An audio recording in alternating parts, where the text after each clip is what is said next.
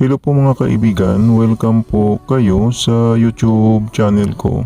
Magbabahagi po ako sa inyo ng orasyon ni San Benito para sa pagkuha ng sakit na gawa ng mga masamang engkanto. Kapag pumunta po tayo sa mga mariit na lugar at pumutol po tayo ng sanga o puno ng kahoy na ang nagmay-ari ng kahoy ay ang mga engkanto na itiman at nilagyan po tayo nila ng sakit katulad ng paglagay ng mga maliliit na kahoy o bato sa ating balat at namamaga po ito at hindi po tayo makalakad dahil masakit po ito. Ang gawin lang po ninyo ay humanap po kayo ng dahon ng gabi at lagyan po ng tubig ang dahon ng gabi at pausukan po ninyo ng kamangyan o insenso ang dahon ng gabi na may tubig.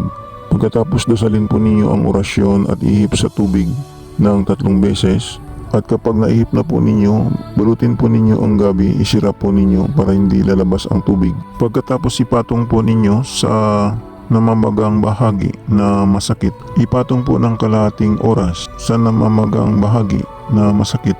Pagkalipas ng kalahating oras ay kunin po ninyo at buksan, ilagay po ang tubig sa puting planggana o puting pinggan.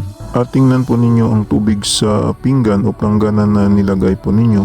Kung may maliliit na mga bato, buhangin o kahoy o anumang bagay na nandyan sa tubig. Pagkatapos kunin po ninyo ang mga maliliit na kahoy, buhangin man, iba pa at sunugin po ninyo para gagaling po ang sakit na naramdaman po ng tao. Ito po ang orasyon, sambitin ng 3 beses at ihip sa tubig na nilagay po ninyo sa dahon ng gabi.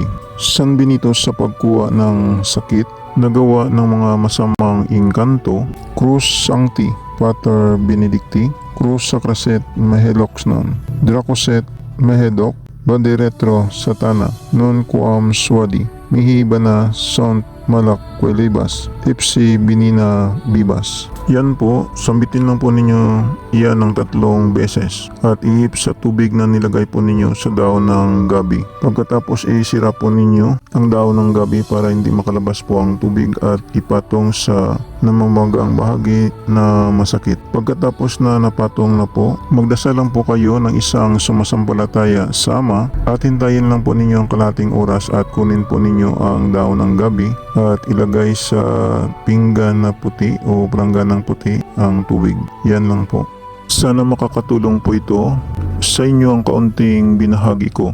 Sa mga viewers at subscriber ng Milagro de Santo Cristo, maraming salamat po sa inyong panunood at maraming salamat din po sa pag-follow po ninyo sa aking shop sa Shopee at sa aking Facebook page ng Milagro de Santo Cristo. At mag-subscribe naman po kayo sa YouTube channel ko. Panoorin na lang po ninyo ang second channel ko sa YouTube sa Milagro de Santo Cristo 2. Baka may magustuhan po kayo ng mga lamang gamot na magagamit po ninyo. Paalala lang po, ang mga maiwagang dasal at orasyon na binabahagi ko sa inyo ay gagamitin lang po ninyo sa kabutihan. Gumagana na. Ito hindi na kailangan ng 49 days na dasal. Ang kailangan lang magdasal kayo sa Panginoong Hesus sa gabi bago matulog. At pagkagising ninyo sa umaga magdasal din kayo. Mananalig lang sa Panginoong Hesus para lalong lalakas ang mga pagsambit sa mga maiwagang orasyon na gagamitin po ninyo. Yan lang po, maraming salamat at God bless sa inyong lahat.